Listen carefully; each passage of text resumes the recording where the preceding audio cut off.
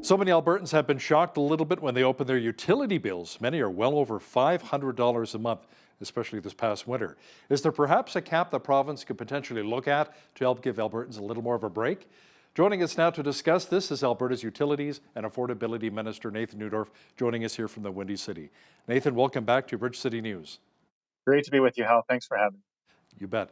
Now, is there any potential talk of a cap on those electricity rates? I mean, they've been quite high in the past.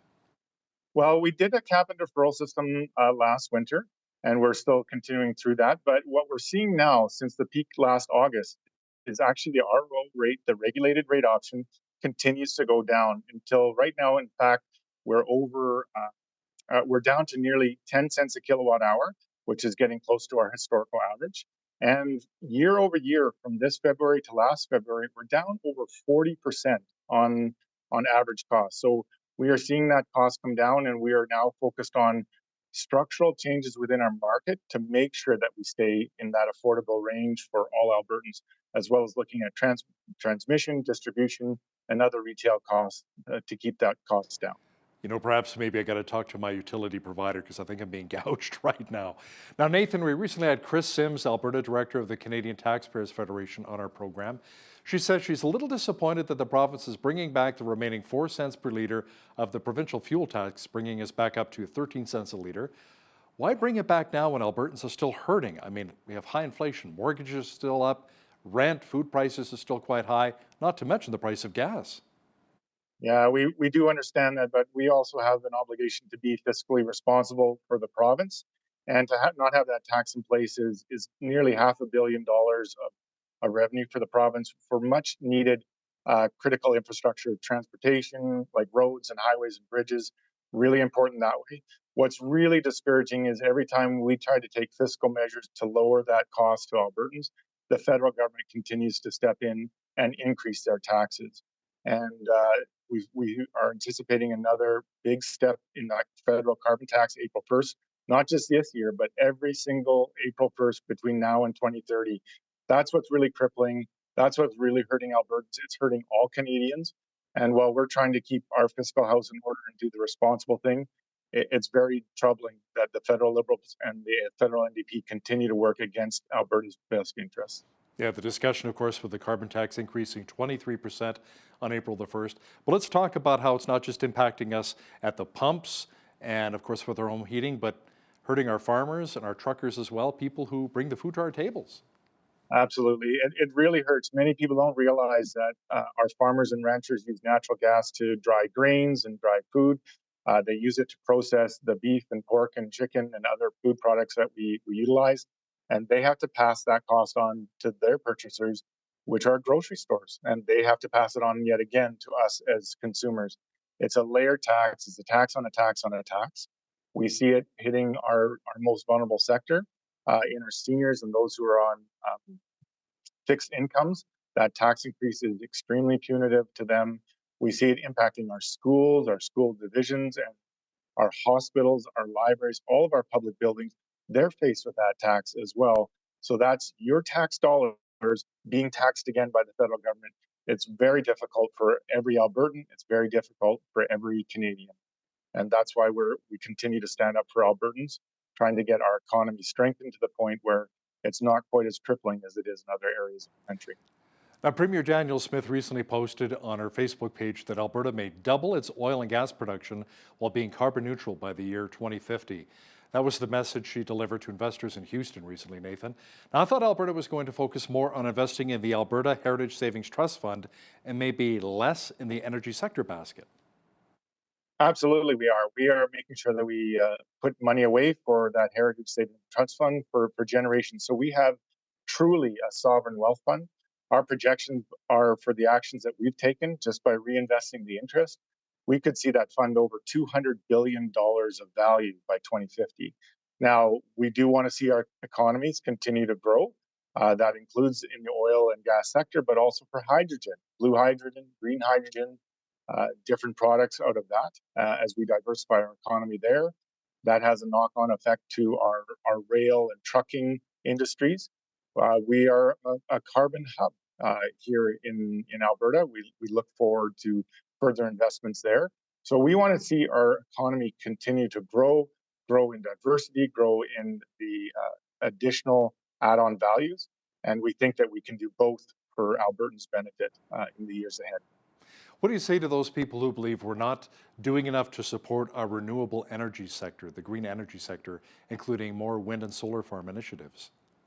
Well, the facts would say something different. In fact, in 2023, Alberta led all provinces in Canada with the largest amount of growth.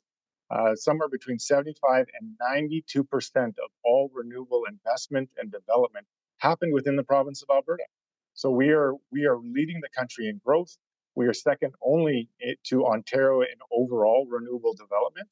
And while we've set some new parameters and uh, responsibilities for that industry in Alberta, we continue to expect that growth to continue. Now, you recently participated in a ministerial forum as part of the Rural Municipalities of Alberta. What were some of the bigger concerns that were raised, and how is the province addressing them? Well, a lot of questions about where we're going with affordable housing, and I'm very proud to be on stage with Minister Jason Nixon, who is leading that.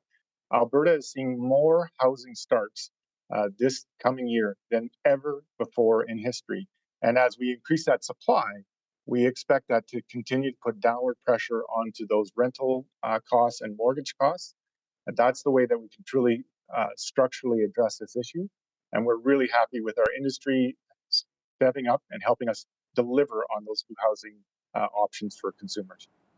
Now, Nathan, let's talk about the lack of moisture here in our province. It's been a fairly dry winter so far. In spring, we haven't seen a lot of rain, little dusting of snow here today. What is the UCP doing to really mitigate the impact on farmers and ranchers as our reservoirs are drying up? Yeah, it is the third or fourth year of a drought in a row. I'm very proud that our Minister of Environment and Protected Areas, Rebecca Schultz, has done a tremendous amount of work pre-planning on how we're going to face these initiatives. She is trying to get some water to all of our users so that we can grow crops and grow livestock, as well as make sure that our cities and municipalities have water. So they're developing a lot of plans. We do have a long-term plan to increase our ability to build reservoirs, which means capture uh, the spring runoff. That's really important. Typically, that water is just run right through our province and gone to other jurisdictions. If we're able to capture that, that will set us up in years ahead. But of course, that's a little bit longer term, and we need some water to fill those reservoirs in the first place. You know, many Albertans are still scratching their heads as to why the province is moving forward with a police agency when we already have the RCMP. Now, it's not a provincial police force that was discussed in the past here. Now, folks with the AUPE that we chatted with, the union representing sheriffs, say they were really caught off guard by the government announcement. Your thoughts? Well, I think that they shouldn't have been surprised. We've had a lot of requests for additional sheriff support in Calgary and Edmonton, and yes, even in Lethbridge. And this is a response to that to make sure that that body is governed in an independent way, just like our other police forces. So it's not a provincial police force. It is a strengthening of our transparency and autonomy within the governance structure for policing. And we look for those supports to help jurisdictions like Lethbridge, Calgary, Edmonton, and others where they need that help because of crime in their downtown core or other issues. And we're working to help solve those problems. Okay, let's talk about supportive housing and affordable housing once again. Your government recently announced that new permanent supportive housing units will be built with the help of the Lethbridge Housing Authority. Let's talk a bit more about that. Yeah, we know this is a much needed area, and we are not only providing funding, we have asked industry to help out in a number of different ways. We are working with our municipalities in terms of building codes, things that wouldn't necessarily add safety, but just add red tape and cost, so we can keep that cost down. We want to make sure that everyone has a place to call home and a place to go that puts a roof over their heads, and we are seeing some of the largest investments ever in Alberta's history as we do our share in this. We continue to ask the federal government to step up and help out according to our population and our population growth. We've yet to see them truly come to the table in a meaningful way. Nathan, we recently had an internationally trained Canadian doctor on our show by the name of Dr. Omar Kadri.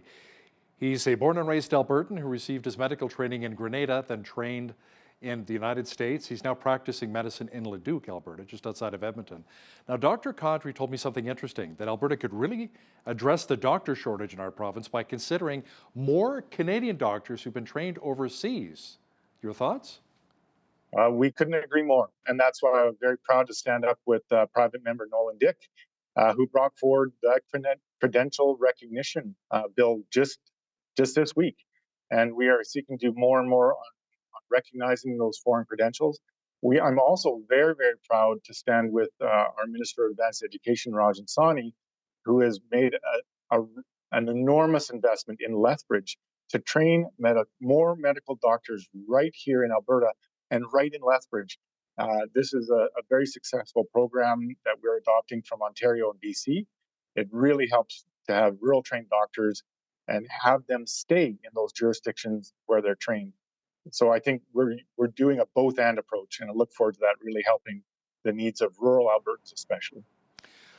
A number of court cases are being launched by those who say they were hurt during the COVID-19 pandemic lockdowns. Many say they lost their jobs and even their businesses. They filed class action lawsuits, not just against the federal government, but also against the province, the Alberta government. Now, Nathan, you were a business owner yourself, owner of a construction company. Let's talk about how maybe you can sympathize with those who were hurt during the lockdowns. Is there any way to ensure that Albertans will never be hurt like this ever again?